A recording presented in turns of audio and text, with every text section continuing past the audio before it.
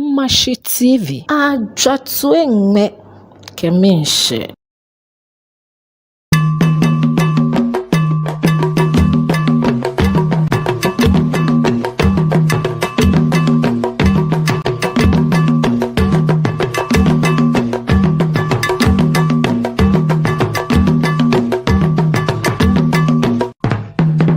Omashi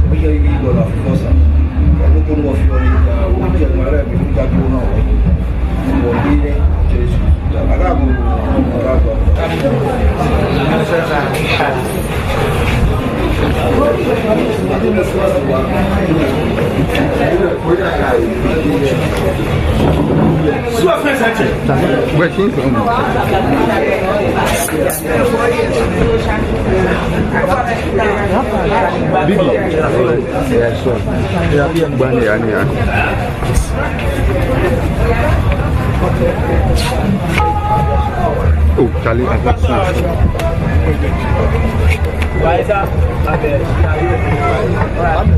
thank you. You are best of all, no cloud. Oh, Jabba! Never you!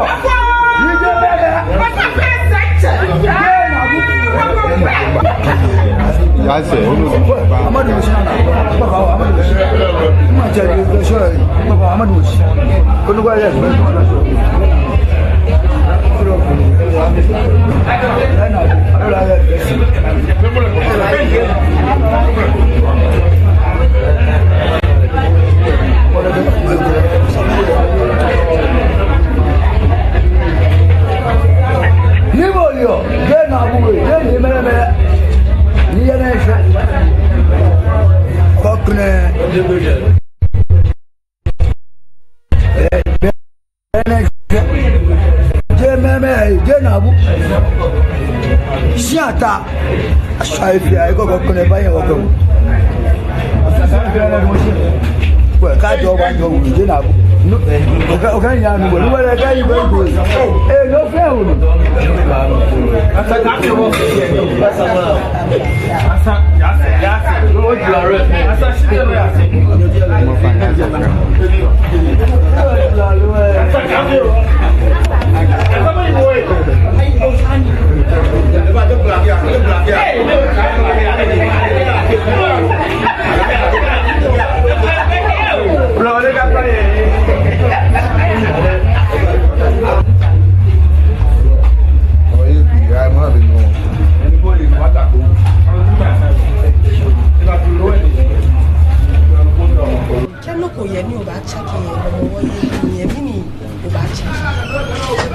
And quality where here came of fire here. Can no boy any much here. Usu homo in clergy. Usu fair fee come. In your merely name. Ni Mofiamon in the air of Fiamodin. In Najin she I can share as an air. You swap upon Papanego. No pay my machaki sumo way. She apart from that sumo. Manfair sumo. She a face she he may fair bar.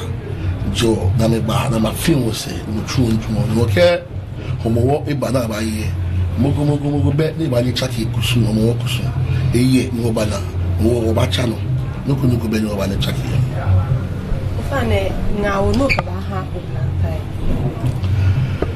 yo je energy can clear in ha osumambi na wo ihanga wo pi inake oblanta ekomeko ameke wan fe amedinchu na menchu ni ekomenu amegbotwe shi age kechejibu no ye bi ni ametono ocha amofo wa bu amena ke wo omeshi ni okamana wi mo ekechomo no wi mo ni ma wi ekonomi manomi ke ha oblanta ni wi mo jini wi alo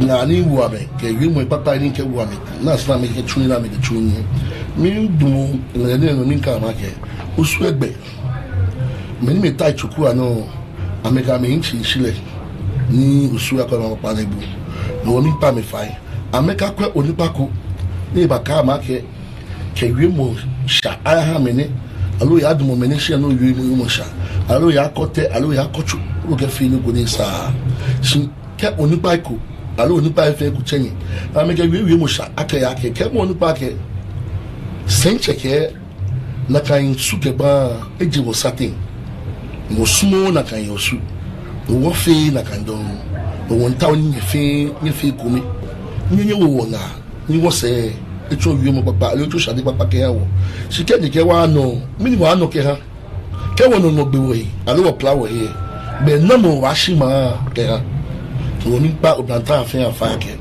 mogo wa ka fe be shi to oyo shi ya ni mo ba click ba no protect mo shi ya ani ya se ke mo la ke da bi o gele no shi ya meni me chule ka me aya gbeda alo meni me chule e ya me woni ka ma no shi bu o no ka me wani aba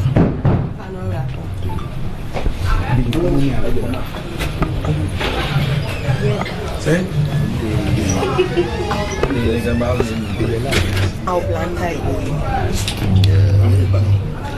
na wo peni yo to boni senche wie no ake mane miye body ma eji ke boni tamo bia na je na kanji boni obanina himeji yin si ma egbe le kati shi akoshika aka ha me kome li me abawa na fi ni fon na kan me ni wa na me chobla ya bia ke ni anya fi ani fon ani ame bi fata me ni achun na kan ni me bi bebi koba na ba fi bu no ko afi ashibu denche ko se shi wo abia maji kebo ko ke na wo gbonyo ko ba ami chi mo hi ya ke sani ma ape ma ni ma fi ko mi mini yo fo ake ma ni fi ko mi ni ke oteshin wa nyo ya boko akuchu mi lo ya no ya shani ye je mi se chani be mi akuchi e ko mi ko ni mi egbala ni wo tashi ni wonu na ga atatu ye wo su ni no alata na atatu na afun toy keni bi mini ba osu agbenene no suwe be ni ba chon woni e je ne ka make wo yin je ne ke wo kase ya ni no bi ne ba na gba o ba pa fa ake blata ka nu san ni yo mami amika ngmegbe ni menkome ba wa be de shika ake amke ana me ka fe ni fon ka fe na ka ma in ya no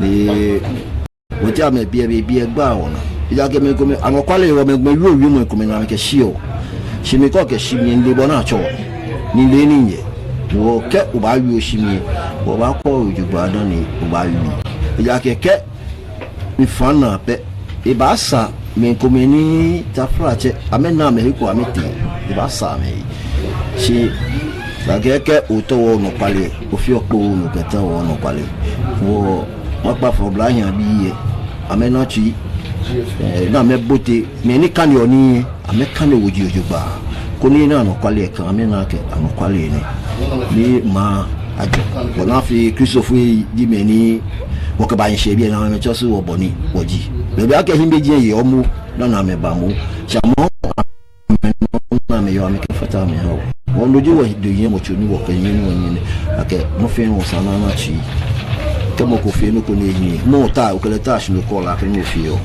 eje ni papa wo ameji ame agbene e ko me ko aka abon chefo agbeni bo do mo shi no gege nu gege wo aji na ka ma je ni bi ye ame sate eje ake afami ojugba wo ka ba ya wo se ameji me ni ba ko amenye me ka me chema se wo ka ji ame tune ke ma ja ni bi ni na me ye pata wo se na mo ba ko amenye me ka me chema ase me twa no ma nya ba na fio ni ma wa meji hinti kebe ya tike ba no no eketo njole ba ni tashi ne je tashi chaque ko olo de fomu ko nu pa yo ni hinti ko me ba tashi ni ke gbe fu ke ba bi ene eleni mi mu ni am se tashi no runo bio mi ne eyan ko bio mi ja ke se hinti ko me ba tashi wa ni e ahun to idafi nike ni neba nike la ne nya boda da ni ti baba chimmele no hu efim na akpefini ni ake mpole nuku na kan ake lebine nuku na kan baba teshi shanye ma yema na no neba ni apla ya teshi ya hu na yi ne no de no ni na pelio ke no nye me bie achima benke bie nwake te ya lete ni ba bie na jo fine afi no na ba fi kusu ete no pepe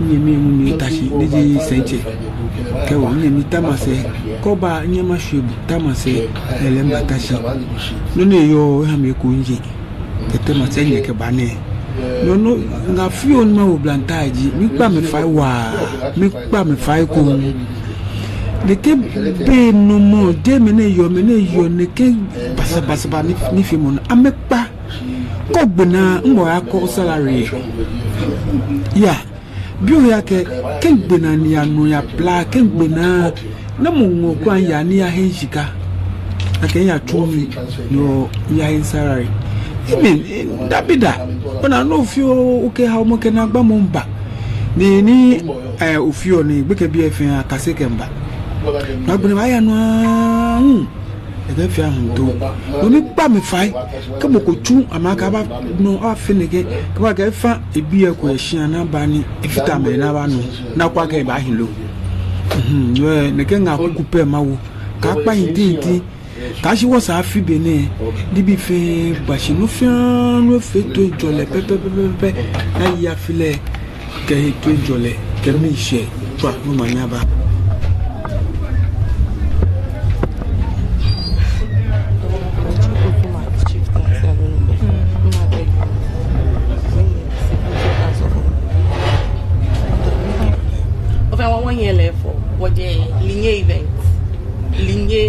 India King Kanwe, Temponwe. Ni this year, Ago Chavakade, Agago, Kenkle Wabada Boma Ushi Ake le isomona Afie e afuhi ni Eba E dromona wafewe Wada chemashi Ake ni wakandi biya huweke Eba shi wana Miss Koli Cloté first time bia ke Miss Koli Cloté ne ani gamenson akafi lu me chane mi na me sotu le fa ke blofo me yemi ageshi gbe ko me na che ake gbe ko klofita inu na de no ne je ke Ellen de ke Millet Miss what de ke no maison inu be ko ni kenka me pe manya mache but all the same o ka me iba ame ba keni de kome wo hele ame keni GP baby ni ye ba je ni ne shefa kenye ba bi ene ni nkenye na yemo je ni ami jemo she chose mo wo efe ni wo yo wo sumo ni me ni benko wo ame ka se ni na me ka se anokwali no nye ba ka ke nwunye nga ni chone no ni nye fi ke ahi ni yo ya ke nye famo na kan na jinye bona fi ko ni ke oyema ni usumona gbabusani alo gbasani ni achele history na kan ma yin ya ke solo sani gba ni solo no ni ojo the history of na kan ma ni ti anokwale gbeji anoto ke shishito no yin egbe unfortunately guy fiti bi atone mo fe mo gbasani yega mo fe mo nyaba na ke bi o machiti bisani mo fe mo gbasani yega kamene teshi wo make me yin no e kedo ko mene teshi wo camera me yin e wo e phone me yin e kedo ko jeno di chose mo ni wota wona ke hanye jeno wota oni nye kase no ni di gbaji anoto ni di suwe ku suwe ke ma suwe no ni akeje e ba ni nye fe de mini supporter jino ni di eshito keke nyeli je because mo ko teshi ne ke yi manche je because mo ko teshi ne ke in fact je because osi ayin ni jibi no nu shishi ka chemi ye ko no ka ke o no si ayin eleleji the overlord of I am not the overlord, I can never be the overlord. Osi ayin is one of the Jase members of Osu is part of the key-making body, right? And that is me. So I wouldn't go out there saying, okay, I am not and I am something different. Like I know, I wouldn't urge all of you to go out there just listening to stories and then come out without finding out. So, yes, never feel the can contest me. You want your boy, go yen. Shibon, you can call it a fee, ye yamochu. Money I can you go, ye be alessani. Can ye do it, na be a go, na femini. I can, Bonafe couldn't get quite to equal. I can't homo. And ye, inu, noko. No way. I think I can homo iwamu. I don't get again. I can't have homo. Ni wombani bonito woni wokeba sheke ni ne. Manyele we nunoko. I can't homo wo. Sije homo iwamu. Ene mene fe bi oni sa ke wo fe mini. Wo kase de kedi bi ne ojoba. No iwi mbaba o shima Kenya kelele. Omo wa ya fe kusumbulu. Kaja blema wole nyumo. Wole mawu. Ne kaja blema aye suloy. Noni mene wakpa chemu, wache suloy no wacho chofa cheme. O mene chofa cheni. Mene chofa cheni. Shika ke chofa che. Denje. It is a corrupt needed statement and also description na can have me come. Je na kan. Shik chofa che bo mapani. Ari nyeli. Ka ke mene chofa che de nyela ke bo mapani. I'm asking, do you know? Nyele. Chofa che je bo mobiloni. Ka ke chofa che fine. Fine. The root of tree. Eche. Ona cho fine ache. Wa ma me chopa. Ame floche. Achifana be feel mini. Ame ke charme. No what I'm a herbalist. Ona. Meto nye na ke ewo. It is a corrupt version of something. She. Ya wa gamanti asiye. Wale meni besuban. No ame suloy. No na can be amiye. Anyo ne ashua me. Ona abando ame alaba. Excommunicate amekede mani ameyo ni ameshi no ne kedi bi le fe sake wo kase boni wo gan adwemu e chake boni somo ene ba chake wo adwemu e ko me wo believes ke woni bi anokwade no ni market jake omo wo ya je kusungbonyu shi omo wo ke kayo weda wo ho ni wo teshi ni wo nani edi ni no wo wona minhye alo ni wo je wo ba omo ni yewo ni wo baduni ni wo na ni menedi won ye noni wo ko pe keke jake na neke ku na esu ni di wo gama alo wo gadangbe me asu ni wo badi na ne no jinoni wo cha no wo gbeke bi ko wona fosa wo le ko boni ato late amashia wo na ka pepepe wo femini wo ba wo cha no won bia kenye o plantain ni nyeba nye denche moni ganoju moni je ganoju mona afobo ye gane o yo se tashi yese ni bo ncho kwa ake boni gan ya ale alo boni gadami ya ale ani na kan ni lo keje na kan ni midi bohu no yo bi ene o ba no fe kewa koni gadami ayi na kan no to boni for wo media wo gadami media mini macha me kemu ake look it is not just a matter of looking for news. It is not just a matter of looking for stories to tell. It's a matter of having a correct and the truthful stories to tell, truthful history to tell. It is not just enough. Okay, in your new say I need. What can't you say I need any camera? May you say I need you? But no, but no family you say I need you. But I don't. It is always not true. It can never be true as such. No, what quack? Let them be. You don't know what I feel. What I feel. Ni ne kedi bi ne kome. What I nyeba. Kaseni. After here, we're going to meet again, and I believe wabasa watchula dibi kome ahiye, and I'm going to have a conversation with you, which I'll be asking you certain questions. Again, you come again. Okay, baba. You will have been your questions. Wabakwa kenyele kole kloti eni kole banyele kole nyele kole yo. Ona ke mo ele o ma shi ona ke le ni ko te yo cloté yo. Je l'ai dit cloté yo. N'y a cloté dans. I'm asking. Bona. On a dans. Cloté. Oui mais yo. Et bien on me dit ouais Jomi. OK. Bon on a koda. OK. On a dans.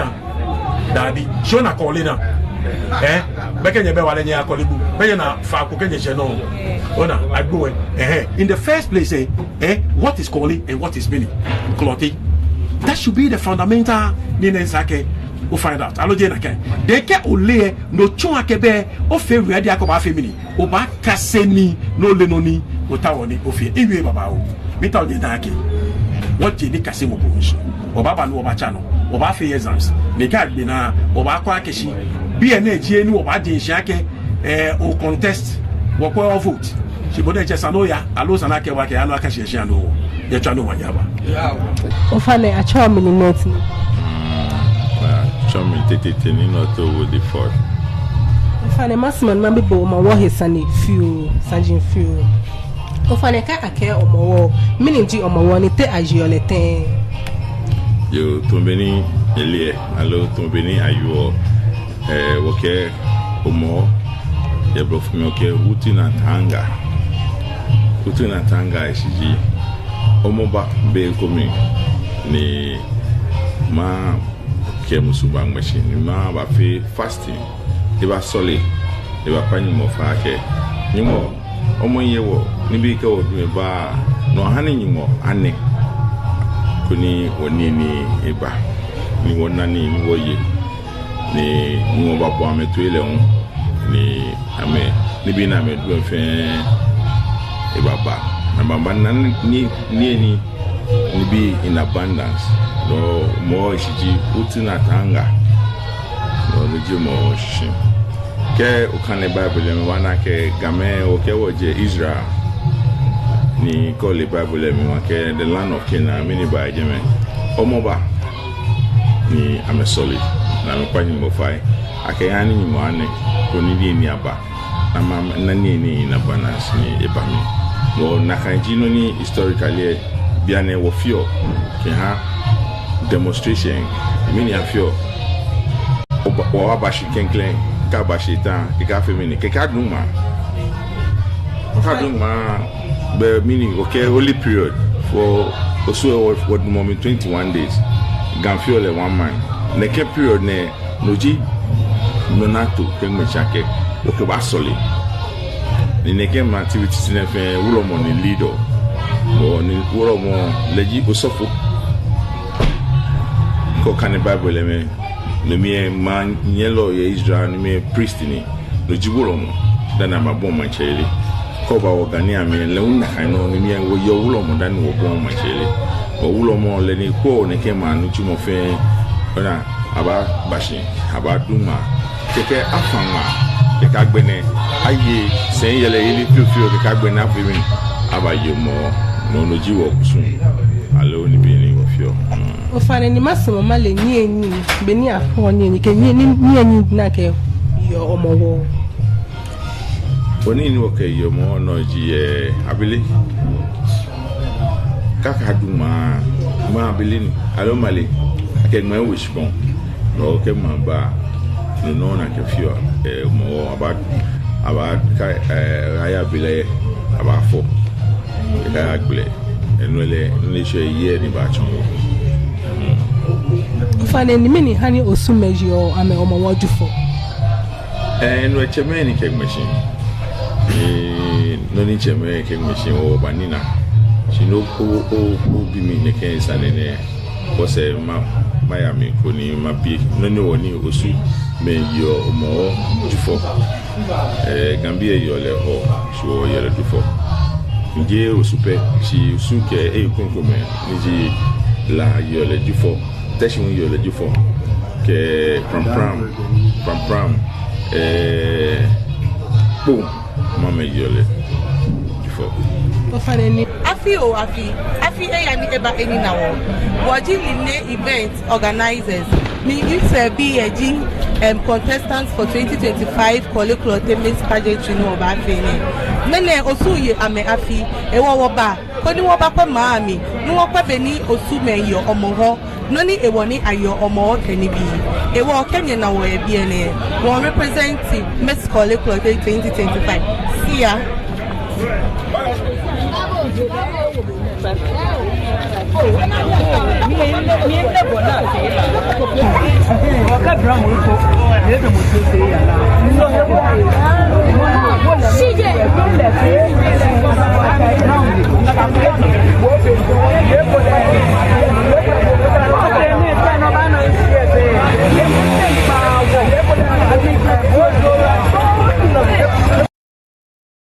Ajatue ngme kemenche.